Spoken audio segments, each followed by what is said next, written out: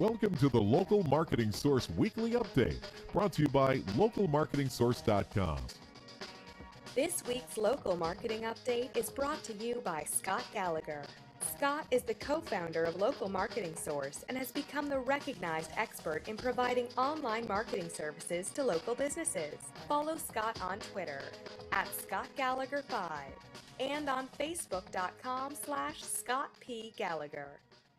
Hey, well, good afternoon, everyone. Scott Gallagher here with Local Marketing Source, bringing you a weekly local marketing industry update. Now, next week's LMS member call is going to be Wednesday, September 10th at 4 p.m. Eastern. And don't forget to subscribe and listen to our weekly podcast on iTunes, as well as subscribe to our YouTube channel. Now, this week, I just finished a very good webinar. If you haven't had a chance, if you're an LMS member, go ahead and listen to that webinar once we get it posted in the forum. It is one of the 3 pillars of local search, and we discussed citations, categorized citations into 7 different categories, identified a strategy to acquire citations for each of those 7 categories, and how your business should be diversified in, or your citation strategy should be diversified diversified in those strategies. Now, definitely get a chance to get in there. There is some new content in there in regards to, or comparison to some of the older content, and some new strategy as well as a review of the stuff that we've been talking about. It's not that things change. It's just other opportunities arise. Now, this week, for an overview, before we get into any live questions from LMS members, as an overview, we're going to talk about Google authorship. And as you know, Google authorship, we've announced this and talked about it, how it's dead. But does that mean that Google author authority is dead? And also going to have some discussions about the difference between HTTPS and HTTP. And I'll give and talk a little bit about a history about that, and specifically and exactly with what that is. Now, I could see that, first off, I can see some people are starting to come on the line, and I want to apologize. For some reason, our weekly calls invitation did not go out. I don't know the cause of that, and I have to apologize from Local Marketing Source. So that's why we're starting to call a little bit late. And then ironically, of course, when I went on to Facebook to communicate with Local Marketing Source members, Facebook was down. Facebook just had a 20-minute outage today worldwide. As I'm on the phone with you right now, it is going back up around the world. It is back up in the United States, but it blows me away. Go and search on YouTube for #Facebook down, and it's unbelievable how many different tweets are on there, and the stupid jokes and the stupid people in this world that make some of these comments. It's absolutely hilarious. But here's an interesting statistic for you. Facebook loses $25,000 a minute every time that they're down. They're down for 20 minutes. They lost $500,000. Kind of crazy, huh? Think about that. Losing $500,000 for having your website down for 20 minutes. Anyhow, Google authorship. What was it? A year and a half ago, 2 years ago? Google launched an HTML markup. HTML markup basically is you're wrapping HTML code around existing code to tell search engine some information. And so when they introduced authorship, is we'd wrap content, especially on blog posts, and say, hey, this is the person that wrote it, and this is their social profile. And then Google started showing people's social profiles in the listings. Wow. That lasted a short period of time, because if you ranked yourself in spot number 3 or 4, spot number 4 was still getting greater click-through rates than spot number 1. when spot number 4 had the authorship image and spot 1, 2, and 3 didn't.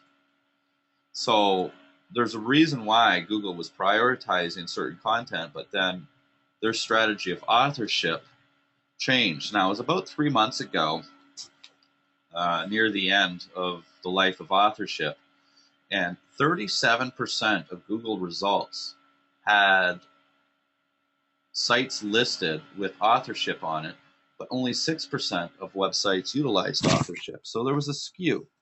In other words, there was a lot of black hat strategies that were uncovered to help websites and businesses rank by utilizing authorship. In other words, it was abused.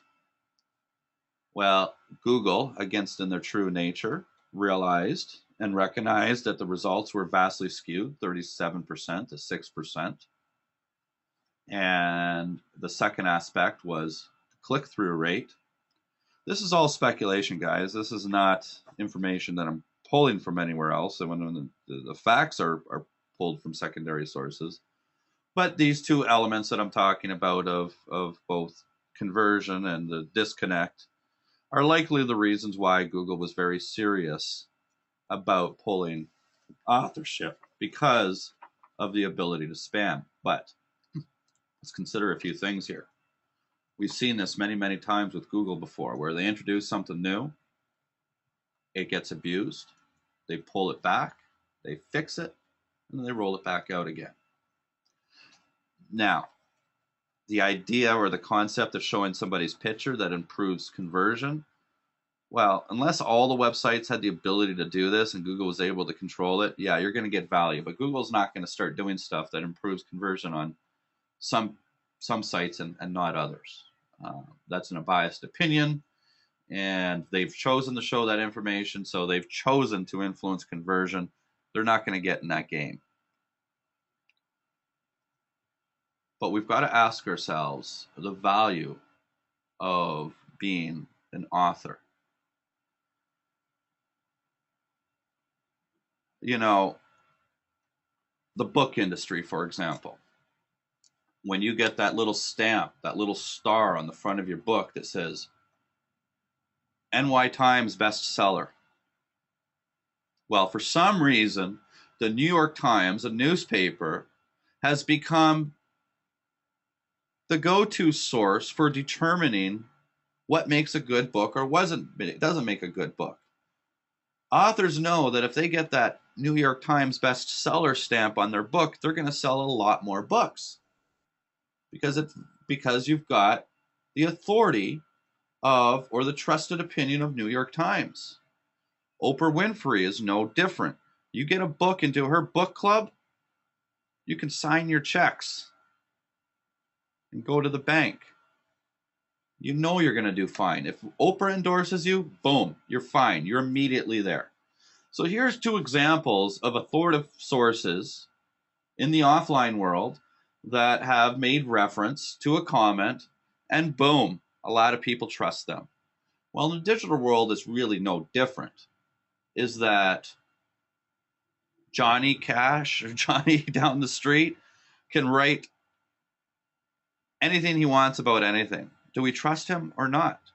Why do we trust him? Does he have education in it? Has he been published before? Has he received any awards for anything that he's done in his life? Has he been in this field for 35 years?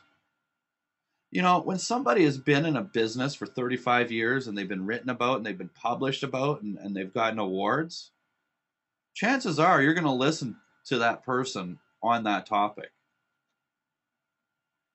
Well, the question becomes, how does a search engine evaluate that? Oh, wow, I see a lot of people coming on the line here. I'm glad you guys came in. Sorry that we're a little bit late. Maybe I should review some of the content, because every time I look, there's more people. Like I'd mentioned earlier, guys, for those that are on the line right now, something happened. I'm not sure what the problem is. I've got to communicate with my partner why the invitations didn't go out in the registration for this call. And then when I went to tell everybody about it on Facebook, Facebook was down today, and they were down for 20 minutes. And so that's why I extended the call out a little bit later. But obviously, you guys have all been able to get on Facebook because that's where the message was. And Facebook is actually still down around different parts of the world. So, well, maybe it's up now in the last 20 minutes since I've been on the call. But back, we're talking about authorship here. And I've just been going on a little bit of a tangent of how Google has removed authorship. But we're posing the questions about the value of authorship and what Google might be doing. I can make an extremely strong argument, and I just identified a couple of different scenarios in the real world. I mean, heck, let's take a different approach to this discussion and consider how Google was founded in the first place. Google was founded in the first place based off of authorship. That's it. The linking patterns is based off of authorship. So you know where I'm going with this. I'm going to say at some point in time that authorship is not dead. Don't believe search engine land and all the news reports that are coming out and just giving you factual information. And the reason why I say that Google was built off of authorship is the founding story of how the Google algorithm was originally conceived when Larry Page was in his second year of Harvard and Sergey Brin was in his third year of Harvard, and they joined together as a pair to work on and build their thesis paper for school. They recognized a problem. What is an entrepreneur? An entrepreneur is somebody that solves problems. That's it. Businesses are built to solve problems. People buy to have a problem solved. So they identified a problem. That the information on this newly found internet that was 4 years old at the time in 1996, they had a hard time finding the information that they wanted. Even though there was all these search engines that are out there, they were not happy with the results. Obviously, they were inevitably able to find the right results, but it took a lot of time and a lot of burying, and ultimately came to the conclusion that, hey, there's a problem. Have you ever heard of the expression that there really aren't any problems in this world, there's only opportunities? Well, they're entrepreneurs. They saw the opportunity. They realized that they had the programming skill set. So the question became, how are we going to do this better? Larry's father was a scientist. Larry's told this story a few times. And Larry said, I noticed when my father would write an article and he got published, that his authority as an author increased. Did you just hear that statement that I just said? Aren't these the buzzwords that we talk about in so-called SEO all day long? Authority, published, content. And when people liked that content, they would share it. And when it's shared, other publications would catch wind of this great content that was created, and they would publish it. And Larry noticed that when his father was cited, there's another buzzword, cited, like citations, right? Larry noticed that when his father was cited by another publication, his authority went up even further. So the more times that his father would be reproduced and published, his authority as a scientist vastly increased until he reached a high level. A lot of buzzwords in there, right? Well, they took that exact concept and built their first algorithm and launched Google in 1996. They built their trust initially off of links, and they said, well, if one website is linking to another website, because this first website A says, go and look at website B because it's got some interesting news in it. Well, website B might have a little bit more trust and authority. The more links it had, the more trust and authority it had. Well, that was 1996, and even by 2006, 10 years later, Black hat SEO was in its prime. We can fool and dupe the search engines all day long. I mean, we don't live in that era anymore, and we can't dupe the search engines, but we got to understand with what they're looking for. And that's why I took an approach of saying that SEO it's bullshit and that we're search marketers. We create marketing material that has relevancy, that's going to be shared among a consumer base and an audience and distributed into areas where those prospects and customers are going to reside. Whew, mouthful. But you know what? That's the exact definition of what marketing means.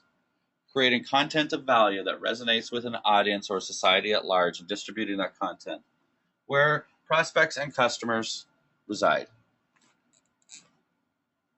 Those are my words.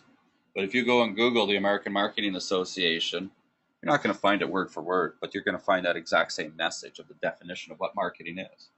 Yeah, it's the American Marketing Association. And yes, this is the marketing haven of the world. And yes, a lot of marketing strategies that happen, like Billy Mays and infomercials in US, just don't work in Canada or Australia or Europe. But the fundamentals are the same, and the only difference is understanding your consumer base and tailoring your message specific to that consumer base. It's still marketing. So now back to authorship. The SEO community is upside down right now. I had LMS students saying, "What is this?" and people posting on the Facebook group, and what the? I do some research and I go and look at it, all the SEO publications. Oh, it's dead. And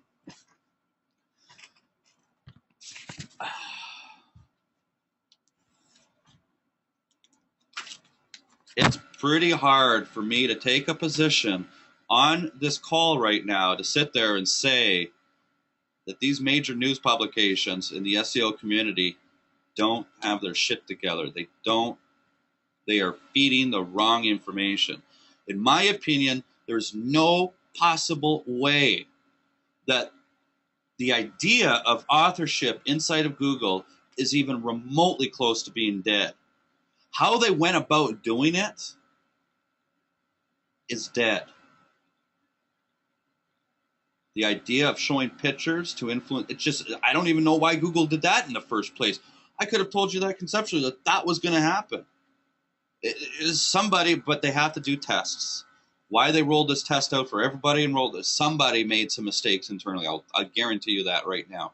Google's very particular about running stuff in beta and running it with a whole variety of different users here and there. But as soon as they roll something out platform-wide, you know that they've done their tests and they've seen the data that it's going to work. And then when they actually pull something back, they just admitted to making a mistake. In other words, a person or people or a team inside made some mistakes on their tests. It didn't work. So now, when they pull something back, everybody gets in an uproar and say, don't waste your time. But I'm telling you guys, author rank is not dead. In other words,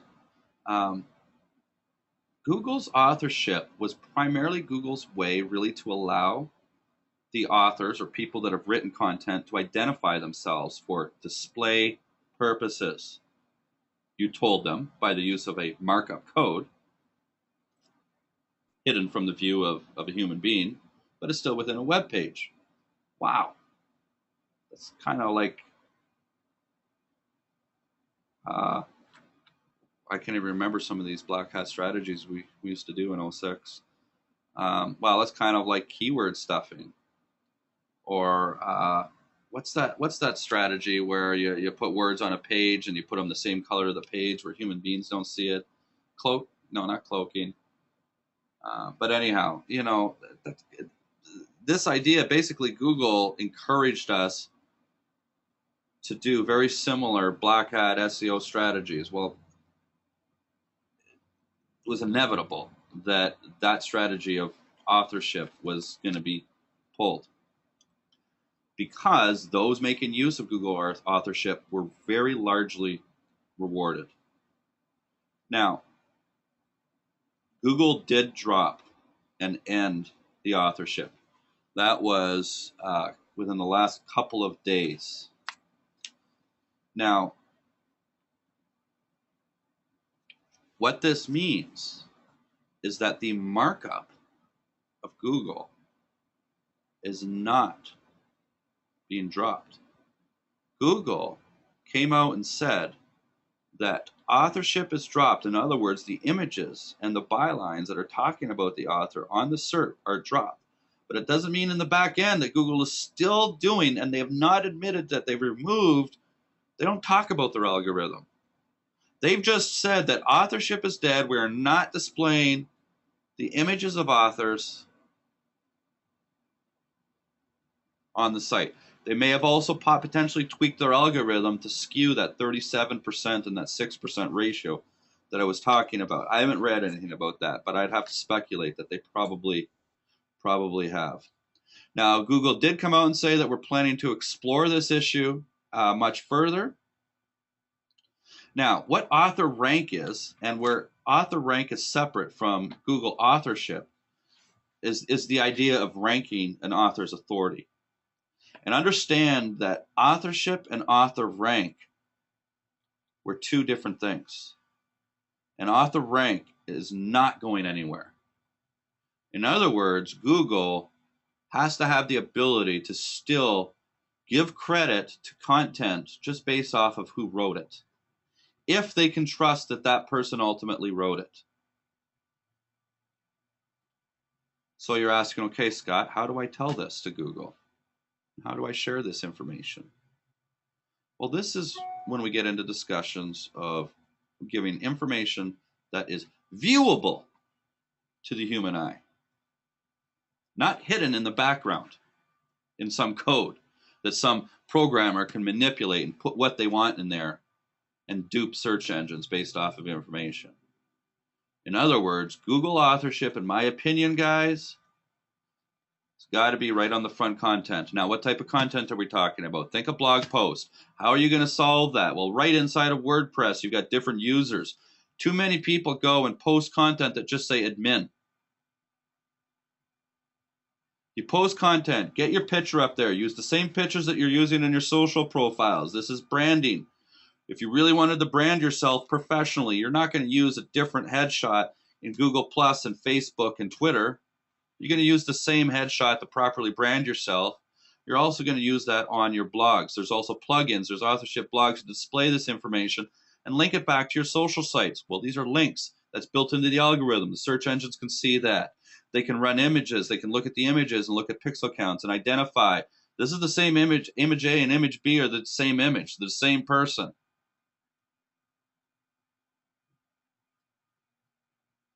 You've got to give authority to the individual that created that content. What about a page like a business website page, like an About Us page or services page? How do you assign author rank to a services page? Well, who's the author? The business. How do you assign authority to the business? Well, we know, not even from a ranking perspective, from a usability perspective and a conversion perspective, having your NAP located in the bottom footer across the way is the most standard way to display that information. Why don't local business websites have their NAP on every single website?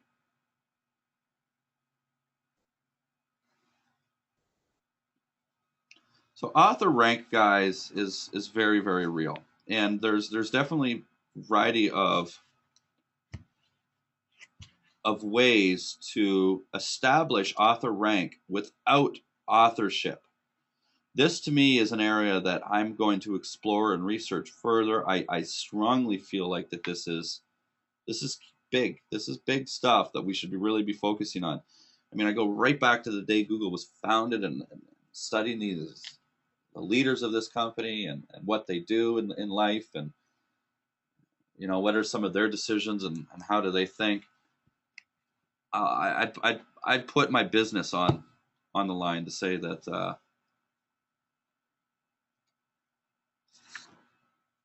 this is really big and it's not going away. So I think we're going to be seeing a lot of this. I think we're going to be talking a lot about this in the next little while. But don't forget that there's many SEO factors that go into ranking. HTTPS versus HTTP. HTTP stands for Hypertext Transfer Protocol. HTTPS, I don't know what the S stands for. Secure, maybe? But the whole idea of having the S after it is the fact that it increases the security of that website. There's authentication that goes involved, and basically it's yet another trust factor. And so, I don't know, a couple of years ago, Google switched, made requests and whatnot to build websites that are full HTTPS instead of just HTTP. And, you know, the internet went and changed that around, and you know, everybody was writing about it and saying, we're showing results, we're getting much better results with HTTPS, and some of them were credible, some of them weren't. And I just kind of took a step back, and, you know, I took a stance of saying, well, yeah, it's nice to have everything secure, but unless you're having financial transactions, you really need it. I mean, why does the school that's next to me right now that manages kids have to be worried about spending and converting their website over just to have a little bit of security when they're hosted on GoDaddy, and GoDaddy is pretty darn secure that, you know, GoDaddy doesn't want this school to have to worry about security. So everything's on the end of GoDaddy. I'm not even talking about WordPress here for a moment. So what real value is this business getting? What's their motivation to switch over? I can't really see any motivation other than a search engine like Google that says, hey, you should do this. And the SEO industry that says you should do this because you get better results. Well,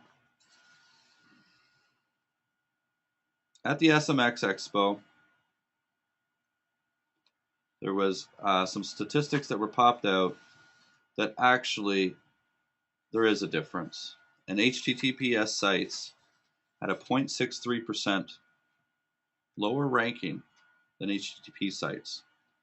The truth is 0.6% is not anything of any statistical validity, and that number ultimately, it means nothing. They're the same. The margins of errors, I guess, based off of their sample sizes, were about 3%. So anything less than 3% of a difference means it is statistically insignificant. So no matter what people are saying, their opinions, these are the studies that are being reproduced. You can go and look at all the data, everything that you want. And I don't know of any other study that has existed that is better than this one.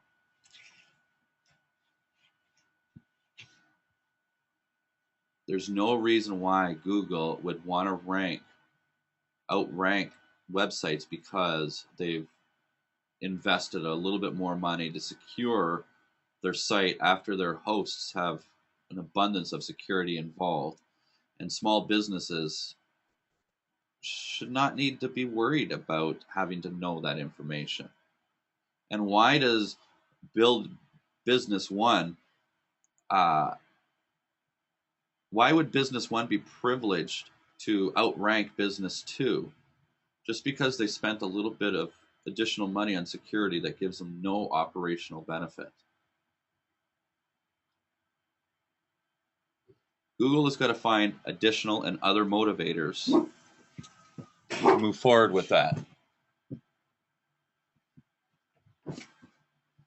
So really, at the end of the day, I don't fully understand and get to the point of agreement for that. But nonetheless, according to Search Engine Land and their report that came out at SMX Expo in the East, that there's absolutely no distinguishable differences between HTTP and HTTPS. And I'm not in any position either myself to go ahead and make any recommendations to invest that money, nor am I even concerned to be talking about my clients in regards to that. So I hope that's a little bit of food for thought for you guys. I know I didn't have a lot to cover today. I know I had to fill a little bit, but this discussion of authorship to me is really, really big. And don't believe everything that you're reading that's out there. That although that authorship is dead, author rank absolutely is not going away. It can't. It's the whole premise of where Google founded their algorithm back in 1996 to begin with. And it was all based off of human concepts, of real human interactions, about why I like this person or why I don't like this person or why I trust this person. And that's all search engines are really trying to do at the end of the day, is mimic human behavior. All they are trying to do. All right, so that comes to the conclusion of today's update, guys. I wasn't really expecting to have many questions because of Facebook being down earlier and our failure the mistake that we made. My attendance on this call is fairly low today. But for those students I do have on the line right now, I see you guys there. I know, George, you usually have some questions. Lex N, how you doing? We haven't talked very much. Neil, you've been around with Local Marketing Source for quite some time. Well, on that note, maybe anybody, well, George is posting something, but if anybody, I'm looking to do another student hot seat as well. So if any of you guys that are on the line want to jump on a hot seat, just send me an email and we'll get that going immediately. I know there was a couple of students that were asking about it over the last couple of months. I'm going to have to pull those requests out. And George is asking about a good lavalier mic. I noticed you had posted something, George, in there, in the Facebook group. And I was going to make a comment on it, but I refrained because you're looking for a lavalier mic with an Android phone. And then there was some discussion about an iPhone and whatnot. And I am not that educated on the technology between those two devices. And shame on me. I mean, I used to be a big techie and a geek, and I knew all the details for all of that. But there are a few things I do know that can provide a little bit of advice about lavalier microphones. I've had different lavalier microphones. I've spent $500 on a lavalier microphone once. I have no idea where it is right now, but that's a long story that I probably shouldn't share on the public air. But I never the wireless microphones, the wireless lavalier mics were good. I remember I bought one at Best Buy for like $90, and it was garbage when you get into it. Then I bought an Addy or a Laddie or something along that lines, and it was professional equipment, but it was the lowest end professional equipment you can buy, and that was around the $200 mark, and that worked good. And then I got a middle of the line professional wireless lavalier mic. It was around the $500 mark, and that was a great product. Now the differences are interference that I ran into. The lower end ones, they were just running on whatever frequencies they were running on, and probably just a low end FM modulator, and with all the radio frequencies moving around today, as opposed to trying to get into a 2.4 gigahertz encrypted frequency that the higher end lavaliers are running on. It impacted the distance, and it impacted the quality, and you get a lot of static. So if you're going to go wireless, spend some money. Don't buy something cheap. I don't know your objectives here. I know you're hooking it up to your Android phone. Now, another thing I know about Android phones is the connection. And on these phones, you'll have a a stereo headset connection, and a microphone connection, all in one port. And on iPhones at least, and all the Android phones I've had, they use what's called an 1/8" jack, an 1/8" male jack. That's your little headphone jack that you plug in. And if you notice, just a microphone jack will have one black band around it, around the male part. A headphone jack will have two black bands around it. And a stereo microphone headset will have three black bands. Now, when you see, if you could visualize this little prong that goes into your phone, and it will have three little black bands on it, there's actually 4 different connection points on that. You got 1 negative point and 3 positive points. 1 positive point for the right headset, the other positive point for the left headphone, and the third positive point for the microphone, and a common negative for all 3. So when you're looking at that type of stuff, now I utilize a wired lavalier microphone. And my wired lavalier microphone will fit right into my Android device, and it will work as a microphone. It will fit into my laptop computer and work as a microphone. I don't have the headset sides on that lavalier microphone. So that's an option that you can utilize for that. Finally, I have to assume that there are Bluetooth options that are available. I'd be a little leery about identifying and looking at Bluetooth options. I'm a wired type of guy. I like to have those things on a wired sense. So I'm sorry I don't have all the answers for you. But you've got some opinions here. You're leaning towards a wired mic just to do the interviews that you suggest, walkthroughs, service overview, and a message from the company owner. Yeah. Like I utilize my DSLR for shooting clients. Okay, you got your phone, that's nice. An iPhone 5S has got a nice little camera on it. The audio is killer. You've got to do that. If finances are a big deal, use that for 1 or 2 clients. But after that, drop that thing. Buy yourself a DSLR camera. I paid $1,000 for my DSLR 2.5 or about however long ago, a couple years ago. It was like $7.99 at Best Buy, and then with accessories and whatnot, I walked out the door for $200. It's a Canon T3i. My buddy was just in the process of buying cameras, and he was looking at the Canon T3i or the T4i, and he was buying a used one. $225 on Kijiji up in Canada for a T3i, and $375 for the T4i. He went with the T4 because it had some real enhanced video capabilities. So for a couple $100, you can get yourself into a great DSLR. You're going to get much, much, much better video. And what it really comes down and really comes nice and strong with a DSLR versus a phone, the problem is lighting. Because the lens is so much bigger on a DSLR and it lets in so much more light that you could actually take pictures in the dark. You could take video in the dark, and you've got the footage to be able to lighten up certain areas and enhance it and whatnot. So consider that. I think the wired is just a fine solution. And a tripod. I don't know how you mount an iPhone on a tripod or an Android phone on a tripod. You don't want to just sit there and hold it. That will definitely take away from the professionalism of the video. Definitely.